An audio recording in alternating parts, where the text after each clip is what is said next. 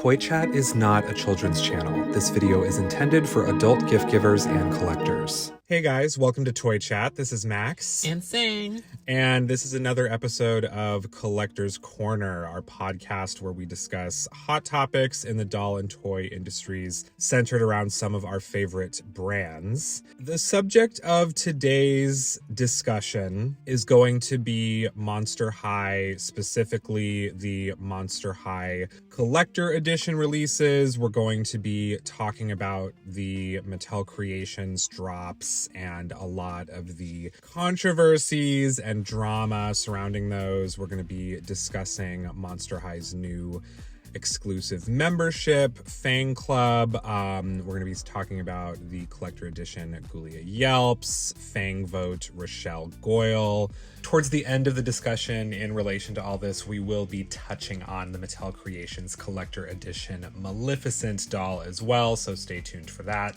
All of that, just kind of our first impressions of some of these releases and just addressing the conversations surrounding these past couple of drops. We'll probably go kind of in chronological order, addressing Fang Club first. So a little while back, Monster High announced Fang Club, which is essentially a digital membership for Monster High collectors. It costs $10 annually, so it's $10 a year.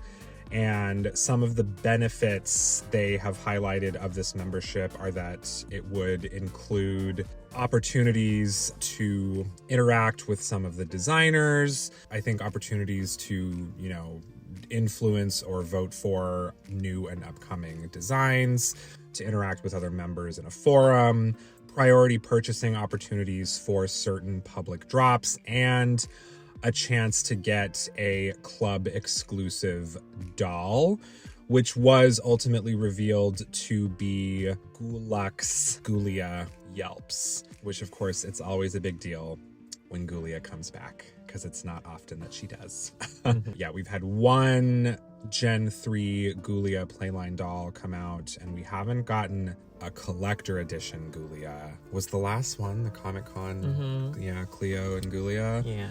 So Ghoulia cost $50, which, the direction Monster High Collector Edition releases have been going is actually comparatively pretty cheap. But one of the things in particular that folks noticed about her is, for one, that her packaging was very different from like the Haute Couture dolls. I think some folks were probably expecting like a proper Haute Couture Ghoulia, but she does not have, like the deluxe finish coffin box or anything like that. She's kind of just like in like a standard box. Yeah. Well, I guess this would leave the door open for the opportunity for a Haute Couture Ghoulia. And, I think with the Haute Couture, it's kind of like a spin on like the signature looks for the ghouls. And I think this Ghoulia, it looks like it's not too much inspired by her signature outfit. No, I mean, we did end up getting this Ghoulia because we obviously, we both, Sang and I, signed up for Fang Club. $10 a year isn't much money to ask, but which we'll circle back to the club in a second. As for this Ghoulia, she has some aspects I think that are pretty cool. I do like her rib cage corset. I think that was really clever. She has a very horror gore, almost kind of gory design, which I like. I think it is very adult collector oriented, and with kind of her bone tiara. Her worm earrings are reprinted. We saw them previously on the Beetlejuice Collector doll, and that was already a reprint from a very old Ghoulia or Ghoulia fashion pack, something like that. I don't know. I think overall she doesn't scream super luxurious collector doll to me. Again, she's $50, so a lot of the other collector edition dolls have been $75, $60, $75 and up. Granted, I think there were a lot of people who signed up for the Fang Club mainly for this Ghoulia. There are a lot of things that I personally would have done differently with this design. I wish her ribcage little bodice was metallic. I think being a metallic red would have looked a lot cooler, a lot nicer than that plain plastic. Yeah. She's also very monotone. which is fine. I mean, she looks like blood, gothic inspired. And she's the first Monster High doll with fabric shoes. Yes, a lot of people talked about that, yeah. Which is nice. I mean, a lot of other companies have been doing fabric shoes for a while now. Yeah. But it's nice that Monster High is getting that same treatment. I think she's decent for her price. But I do hope one day we'll get a Haute Couture Ghoulia. I feel like would be more zombie themed. This one has kind of like the brains and like the skeletal aspect to it, but I want something a little bit more like couture, you know. You were kind of right in what you said. The Haute Couture dolls, it almost gives you kind of like maybe like a slightly yassified, you know, couture spin on their signature look, kind of. But yeah, I would definitely really like to see a Ghoulia with like to fit in with the Haute Couture dolls. But yeah, she's the only doll that's offered with this club year. So we're not gonna get any exclusive dolls for the club. I think us coming from, you know, the Integrity Toys W Club background, as well as, you know, you signed up for the Barbie Club, which is around the same price point as the Fang Club. But yeah, like with the W Club, you know, it's $50 a year and you get 5 exclusive dolls, access to the forums. Yeah, so I mean, this relatively the same concept and idea, but I understand from a certain aspect that, you know, being in the club, they're giving you an opportunity to beat the bots for certain releases, but they haven't really done anything with that yet. Ghoulia took a whole day to sell out. Yeah. So I wonder if she was not the club doll, I wonder if she would have sold out quicker. I don't know. Yeah, I mean, it is interesting too because they're saying one of the perks of the Fang Club is they said priority access, keyword some, to some public drops. So I don't know if they're necessarily, it doesn't seem like they're going to give Fan Club members priority access for like every drop. Yeah. I mean, that to me, I think would be a pretty nice perk given how crazy some of the drops have been. Like, hey, if you're in the Fan Club, you'll get first access for every Monster High collector drop, but it doesn't seem like that's going to be the case. And again, yeah, we haven't seen an example of that yet because the next collector doll released after Ghoulia was Rochelle, which we'll get to in a moment. Yeah, definitely. We don't have a point of reference for that, but I think using the club membership as a baseline in terms of how many people they can gauge the interests of how many people sign up for the Fan Club. Like, let's just say, for example, 1,000 people sign up for the Fan Club. I'm hoping they take that analytic and apply that for their drops. So so say the next doll would be like a Draculaura. I hope they would at least make 1,000 of them. Yes. Yeah. So it's the kind of, even if it doesn't really prove or shows anything, I hope behind the scenes they're using that information so that they make enough of these dolls. Yeah, I mean, I definitely hope they're listening to what fans are saying and what fans want as well, because something really interesting is there's been so many rapid sellouts. I think obviously some people had like Monster High fever for a little while, like, you know, when it came back in 2022, but Midnight Runway Frankie is still available to pre-order at this time of recording. Yes. So it seems like that release was not very popular, and people were a bit surprised when they announced Rochelle, because I think a lot of people were expecting the other dolls in Midnight Runway to drop. Yeah. But I don't know if they need to kind of reassess and regroup or like decide the timing of when like Cleo and Spectra are going to come out. My suspicion is Spectra is like guaranteed to attract people because she hasn't gotten a doll in so long. But the Fan Club, I think it can be a really cool tool and opportunity if it's utilized correctly. I mean, there have been a couple things that have come up, I have to be honest. I personally haven't really utilized my Fan Club membership beyond getting Ghoulia, because I know there was like a live stream a while back that a lot of people did attend, and they were talking about it. I missed it completely. Fang caught like the tail end of it.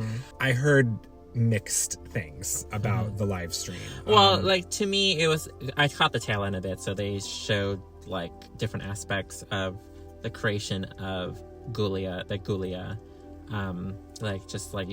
just kind of cool aspects of, like, how she was designed, like the different prototypes and fabrics they had to manufacture, and just a back and forth with the factories. And then at the tail end, they brought Gen 3, like the signature dolls, on stage, and they start talking a little bit about each doll. And, you know, that was fascinating, but those dolls has been out for like a year now. Unless you're like die-hard fan of Monster High Gen 3, you wouldn't be very interested in knowing certain aspects of like designing those dolls. To me, it was kind of fascinating, but it was a little random. And then at the end, they answered like 5 questions. It was like literally just very simple questions, and that was it. And I think people tuning in were expecting to like have like a seminar where like they answer a lot of questions, but they literally answer like 5 questions, like, okay, bye. So yeah, I mean, it feels like they're probably right now maybe trying to kind of get their bearings, or like trying to feel out what they want, you know, the membership to be. And obviously, it's their first year. Yeah, I mean, I'll give them that, but you know, it is Mattel, and the Barbie Club has been going on for many years now. So they have a point of reference. Yes, they do. They have a forum as well, which I also have not looked at or accessed, but Fang said he like checked it out. I looked into it, and it is very, very simple. It's very bare bones. So there are threads you can go into, discussions, but everything is just one like streamlined, like thread after thread. It's not like the W Club where like there's different sections for different topics and things like that. A sales form and categories and subthreads. Yeah. And stuff like so that. I haven't seen any of that with the Fang Club forums. It's just a streamline of different topics and threads. And so it's hard to just filter through that content. Yeah, my opinion on Fang Club so far is I don't feel like I have enough information to form an opinion. Yes. I mean, even if I had like attended the live stream or anything like that, just based on secondhand observation and what I've been hearing, you know, again, $10 for a whole year is not much to ask. You know, I mean, I'm going to be very curious to see how this quote unquote priority access of drops goes when that happens. But you know, I'm in kind of like a wait and see mindset right now for Fang Club. So, you know, curious what you guys think. You know, did you join Fang Club? What do you think about Ghoulia? You know, how do you feel about the club perks that you've been able to access so far? I think we're still in the really early stages, so I think there's still going to be more time for, you know, for things to develop. But something that definitely sparked a reaction in the community. So Fang Vote, you know, I'm sure many of you are already familiar with it. We have already addressed Fang Vote in, you know, a previous video on our channel. It was, you know, a fandom vote where Monster High collectors were able to like pick and choose certain aspects of a collector edition Monster High doll that turned out to be Rochelle Goyle, and her prototype has been fully revealed. At this time of recording, just this past weekend, her pre-order went live. And she is a made-to-order doll, so she has a pre-order window. So they're giving people like a couple days to which, you know, made-to-order dolls are obviously generally a good thing for collectors because, you know, you can make sure that supply meets demand and people don't feel like, you know, they're missing out on anything. However, when the prototype was revealed, the public response to her seemed polarizing at best. And it was polarizing for a variety of reasons. There's a couple things regarding her appearance. I definitely feel like the biggest problem for the community was the fact that this doll's price point is $90, which makes her Actually, I think then in recent history, she's the most expensive collector edition Monster High doll. Yeah. Because her price matches the Beetlejuice collector set, which was $2. And obviously the previous Haute Couture dolls have been $75. Ghoulia cost $50. So people were taken aback by this price. They were promising something very deluxe. They were using terms like quote unquote dead luxe and like a really luxurious Rochelle doll. Looking at her, do we see that? Okay, no. It's just flat out no. Okay, so when I first saw her, I was like, okay, so $75 is a reasonable asking point for her, because that's what we have known the Haute Couture and their deluxe dolls to be. And then people were pointing out, oh, she's $90. And like, where's the detail? Where's the detail that makes her, what makes her $15 more than those other dolls? With like the engagement Rochelle had during the voting, the Fang vote, that I think they would assume people would be more willing to buy her. Oh, yeah. But honestly, if this wasn't Rochelle and was another character I didn't care about, I would not have bought this doll. Yeah. Like $90 is a little too out of my price point for something of this price, this detail. Yeah. Yeah. And one of the very frustrating things as well is when they revealed the prototype, they didn't reveal the packaging.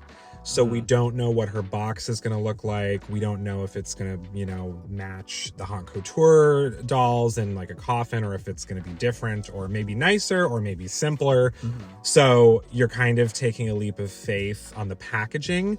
Yeah. I don't know if there's going to be some sort, I mean, granted, there for sure, really luxe packaging can elevate a doll purchase, absolutely, if it's like a really grandiose like display or doors that open up or something like that. But it's like, if that's really a selling point, that should have been included with the prototype images. There are a lot of people who, one of the biggest complaints regarding her appearance is that this prototype is missing the gloves that she had in her concept art, which was shown to people during Fang Vote.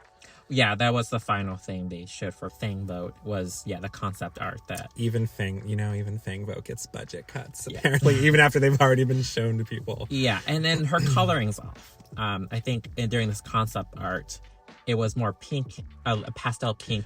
And she's not. She's like dark, metallic candy colors. So, in a sense. So the light blue on her outfit, you can consider that like a light blue or pastel blue.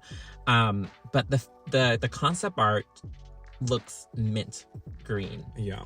And Rochelle, the later iterations of Gen 1 Rochelle had mint green. So I think that wasn't a far stretch, and like people accepted that because Rochelle has been known to wear mint green. But the rest of her has her signature colors, which is pink and blue, which is fine with me, but it did not match the concept art.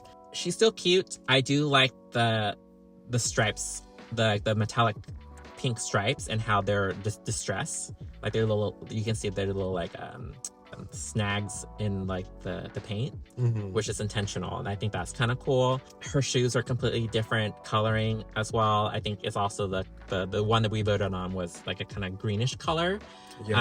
And the paint on the shoes are different. The bows were supposed to be blue, and then like the line works were black, so they flipped those colors, and the shoes look really different in color and how the colors are distributed. They then let us vote on the outfit, which was, I think, a poor decision on their part, but at the same time, can we move on from mermaid dresses, please? Like, it's no longer luxe to me. It's like everyone gets a mermaid dress. That's a thing in the entire doll industry right now. I think there have been a lot of mermaid dresses, just like in general. The physicality of the sculpt of the shoes is really cool and really pretty. I love like the referencing like a stained glass window. Her colors look a lot softer in the concept art for sure. It's like a softer, more pastel, and I think that's more Rochelle, kind of. I mean, we've seen Rochelle wear, obviously she has like black and white and stuff in her palette, but I think this doll is pretty. I mean, as a standalone doll, if I don't really consider anything else, it is pretty. It is very Rochelle. I'm a fan of like candy colors in general. I like her purse. I hope the purse comes with like an actual metal chain. It looks like it, yeah. Hopefully that's deluxe. A real metal chain attached to like a hunk of plastic chunk. Yes. Yeah. Again, this is just me feeling like I maybe like a couture spin on her signature look. Yeah. You could have done something really like pretty, like high fashion iridescence. Her original dress or skirt was like that iridescent. Oh yeah, it was super iridescent. I love that. So dress. that I know. We are big fans of signature Rochelle.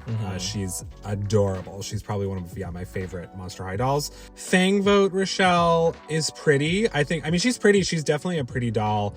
I wish we could see her packaging, and I think her price is excessive. I mean, we had the conversation about how it is definitely frustrating for longtime Monster High fans to consider like, yeah, this absolutely looks like what would have been like a $24.99 or $29.99, like dance line doll or something like that back in the day. I mean, granted, of course, we have to consider that in the past like decade plus, there have obviously been a lot of industry changes, a lot of inflation. Still, I think unless they end up revealing some sort of like dazzling packaging, I think she is definitely overpriced. Yeah.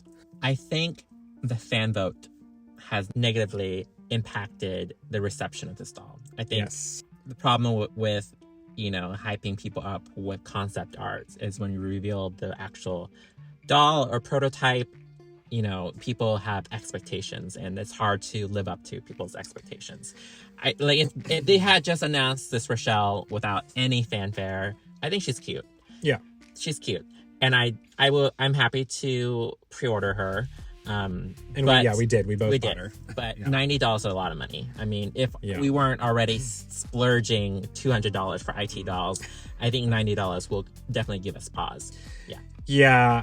We've talked about it a little bit before on this channel too, how fan votes are a really interesting animal because it is definitely true. You get the fans more engaged and you give them kind of more of an intimate like relationship with the final product because they feel like they contributed their say to, the design of something or putting together something, and it feels like more special to you.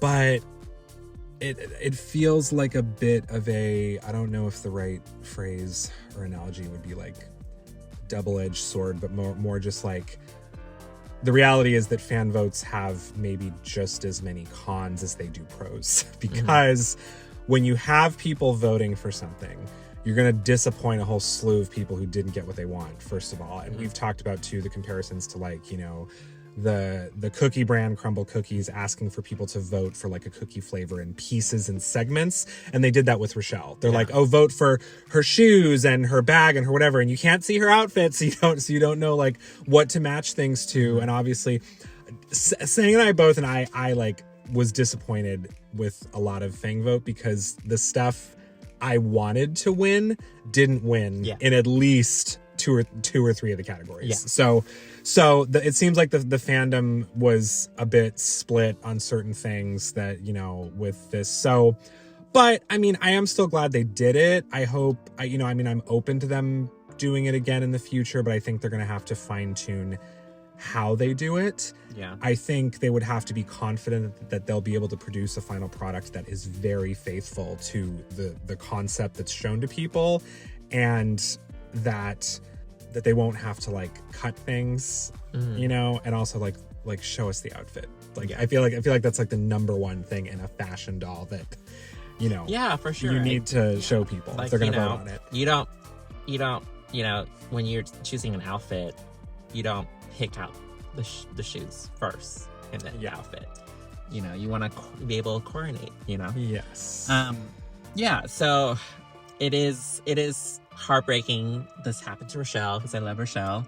I'm very curious what her edition size is, if we ever find out. And it's kind of alarming that, you know, they've been really enthusiastic about packaging and every little detail for everything, but the fact that they don't have any packaging available for her either means they're secretive about it for some reason, or they haven't even started that process yet.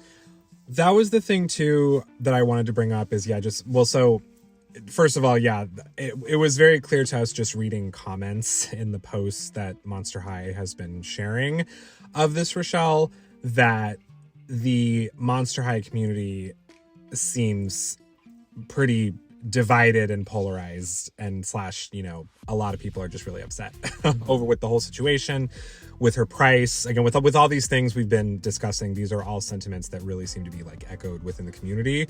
There is like something in Rochelle's listing on Mattel Creations that says something like, I mean, it's in a sense though one of the things that is kind of standardized across like all doll listings, where they're like, you know, colors may vary, blah blah blah blah blah, but I guess there's something specific in the wording that's like, oh, this XYZ might be changed later on or whatever.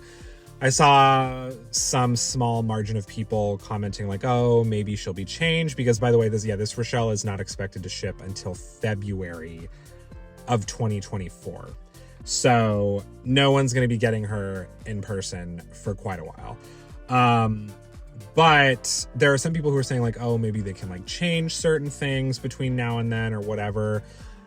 I personally don't think that's very likely to happen.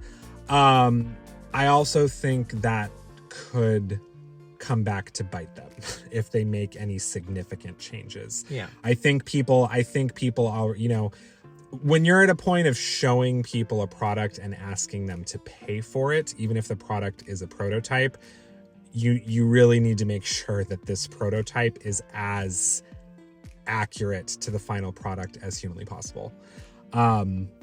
Otherwise, people are definitely going to get upset.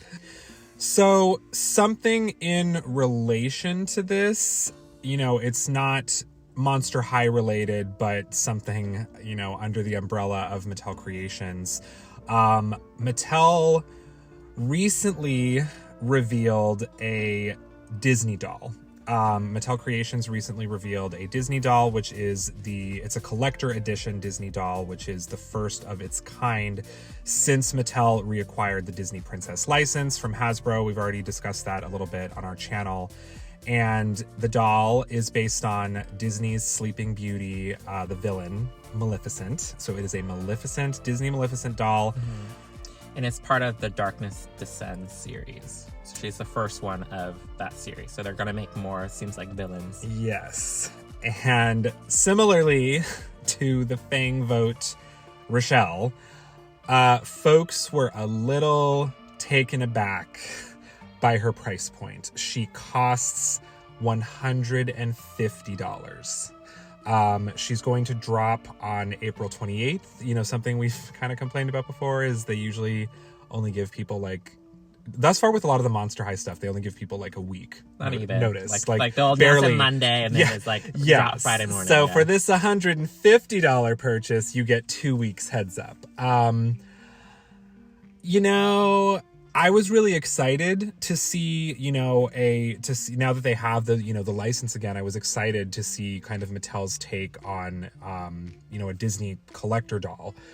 Obviously, if you're already familiar with the world of Disney limited edition and Disney designer dolls, those do get quite expensive. But obviously, they have their 17-inch series, or style of doll. This particular doll, I mean, when you're starting to talk about $150 price point, you're making comparisons to like very high-end collectibles at that point. You're talking about like Integrity Toys, some of the most expensive Disney limited edition Shop dolls. Disney, yeah. Yeah. My knee-jerk reaction, there's a personal taste component for sure. For one, the overall vibe of her, I'm getting, she feels a little more like a figure or a statue as opposed to a doll. She does not have rooted hair. Obviously, that's faithful to Maleficent's design, but I think with the exception of her headpiece and her wings, which do look pretty intricate and kind of durable and nice, a lot of the material used on her looks playline quality to me, which is a bit frustrating because I think there are some nice design aspects. I think the multicolored gradient flames, it seems like they were going for, is a cool design concept, but the flames, I think, is intended to like kind of recreate that kind of like the flame thing she does in the films. Yes. But here I get that motif, but it looks really, I hate to say it, cheap. Like it looks really flat. I don't think it gives that luxe feel. It looks just like little flat flaps that's kind of decorating the hemline. Her staff is plastic. Which they could have made that, like, for $150 doll. You could have made that out of a different material. Even just on the flames, it's printed on one side, like the purple. So if you flip it over at all, it's just going to show the whites of the other side. So it's not lined, and so it looks cheap. Yeah, this is kind of not giving $150 worth of value. Definitely not like ragging on the doll or the design of the doll or anything like that. I think her face looks gorgeous. I don't like her face, but there's not a lot I like here. I do like her stand. Her stand is pretty cool. It's like a flame. I didn't even see her stand. I guess you really can't see it until you actually look at that additional picture. Yeah, and her feet are translucent, kind of like the current Laguna, Gen 3 Laguna. Interesting. But she doesn't have knee articulation. I don't know why you're spending $150 and you're not give us full articulation.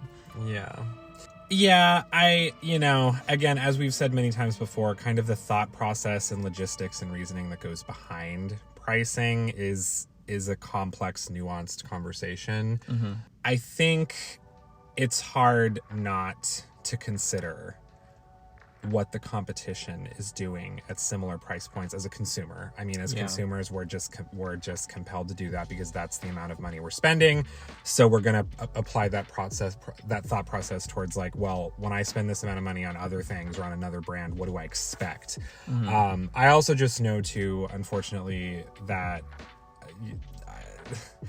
if there's some kind of issue or defect with your doll, I'm not very confident that just based on my experiences, like with the Barbie style doll and stuff like that, I'm not confident that I would have any option other than just like, okay, well, we can you can return it and we can give you a refund on this defective doll.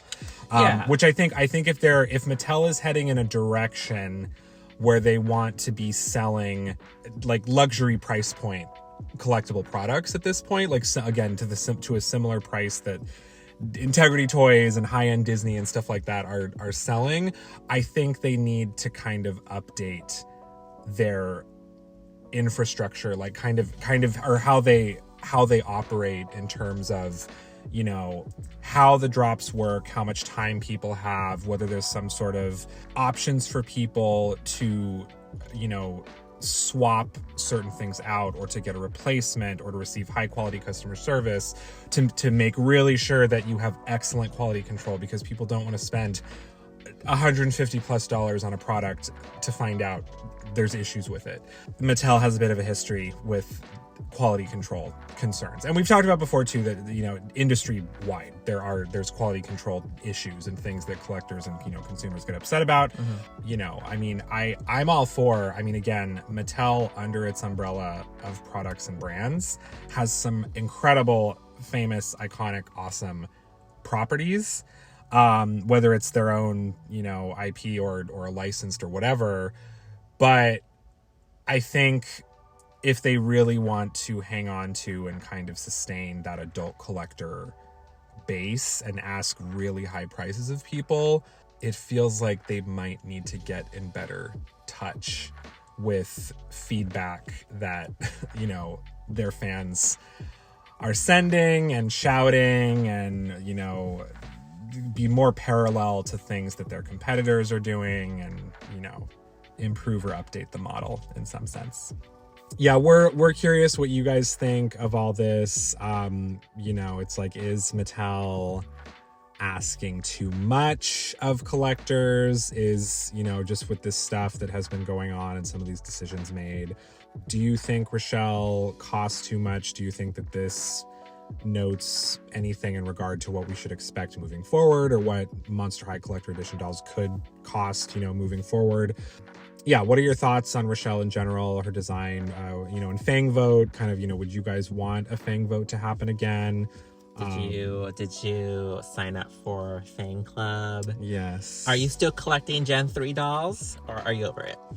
You know, I wish more Gen 3 dolls would show up in actual stores, but we already had a whole conversation about that in our last Monster High discussion video about how, yeah, Monster High dolls have been oddly difficult to obtain, including Playline. So yeah, definitely, if you haven't checked that video out, definitely, you know, check it out. But yeah, we're curious what you guys think. Definitely let us know in the comments. Also let us know what you would like us to discuss in the next episode of our podcast. Our full Collector's Corner podcast playlist will be on screen here. Make sure to hit that like and subscribe button if you haven't. Thank you for joining us for this conversation, and we'll see you next time. Bye. Bye.